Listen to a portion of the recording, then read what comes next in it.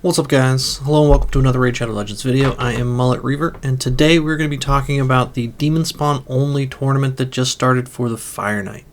Now, looking at it, it is pretty decent rewards, so it is good that they didn't give us just the regular basic tournament. We've got a Void Shard here, an Ancient Shard, some Immortal Coins, and we've got a Mortal Soul Stone, so a little bit of stuff to go for. You can see I haven't started yet, but I have started building a couple of teams for it. I've got two built that we're going to take a look at, one for Fire Knight 25 and one for Fire Knight 20, which is going to be a little bit faster since the waves are a little bit easier to clear. So let's go take a look at the teams we have. Okay, so this is the first team that I've come up with. This is going to be against Fire Knight 20. It's going to be the faster of our farming teams in case you just want to get the milestones and get done with it. Now, whenever you're building your own teams, the composition that you want to look for is pretty simple. So a lot of these champs are going to be able to be swapped out for other champs as long as they're fitting the roles that they're being used for. So for instance, for any sort of speed farming dungeon, you're going to want decreased defense and or weaken if you can get it. You're going to want AoE nukers in order to take down the waves. You want a reset champ in order to do it again for wave 2. And then you want a champ that's going to handle the boss. In this case, you're going to need turn meter manipulation in order to make sure that the Fire Knight doesn't get to take a turn. So the champs that we're using on this, so our decreased defense champ is going to be Gorlos Helma. He does have the AoE decreased defense on his A2. So he's going to be going first. He's going to be throwing out the decreased defense. Then we've got our AoE nukers. So I'm using a Neathwy Blood Twin for also bringing the attack aura, as well as Candrafon. You can use any other nukers for this, Magnar for example, whatever you got going. We've got Kymar for our reset, and then the turn meter manipulation against the boss, we're going to use Skimfos. You could also use Allure in this situation. However, for stage 20, Allure is weak affinity, so you do have the chance of weak hitting and not getting her turn meter manipulation on the A1, which I found has been a little bit more sketchy as far as trying to get a consistent run out.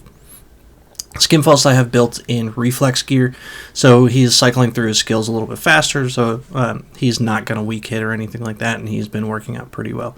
You can see he's got a full turn meter turn meter steal on his A3. It's also a steal, so he's going to take that turn meter and get another turn in order to cycle his skills a little bit faster. He also has a bit of turn meter decrease on his A1, along with the decreased speed. Once you get decreased speed against the Fire Knight, it does tend to be a lot easier.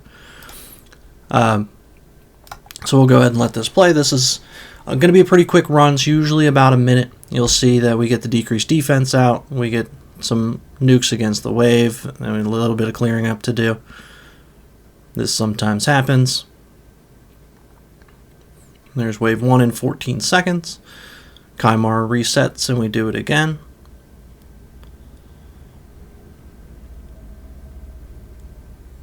And then we're on to the boss. So we do have presets here, so everybody's opening with their A1s in order to help take the shield down. You can see Candrafon actually does his double hit against the shield, so it is counting as a buff for the Fire Knight, so he's taking that 2-hitter. And Neathwy Blood Twin has a triple hitter, which is nice to help bring down the shield. Then you can see as long as we just don't let him take a turn, it's going to be a pretty quick kill from there. You can see Skimfos doing his turn meter reduction there. A couple of A1s. A little over a minute now. And just about there. So there we go. Minute 13. Not too shabby for a Fire Knight 20 run. So this be able to get the rewards pretty quick. You're looking at about 2,000 energy in order to get the 2,100 tournament points in order to max out the milestones. Okay, so now on to stage 25. Now I think this is the team that I'm going to be using mainly because there is also 2x Savage going on right now. So I do want the better chance to get the 6-star legendary Savage pieces. This one is going to be a lot slower, so I'm going to step out of the way whenever we get into the run. That way you can watch it if you want or not. It's about a 3-minute run. But you can see we still have an Neathwy in lead. We now are bringing in Duchess in order to keep us all alive. The one thing I've found with 25 is it is much more difficult to clear the waves. without like a seer or anything like that. So we're taking a lot of turns, a lot of opportunities for somebody to get killed just because we're using a lot of glass cannons. Anethwe, Krutraxa, all of them die pretty easily. So we're bringing in Duchess just for that stability and be able to pick everybody up and keep going.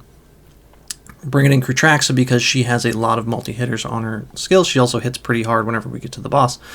Still using Gormaw for our AoE decreased defense, and then of course Allure in here for the turn meter control against the boss. She is pretty quick. She's about 320 speed. You don't need that. You can do about 285 or so, and she can handle the boss all by herself.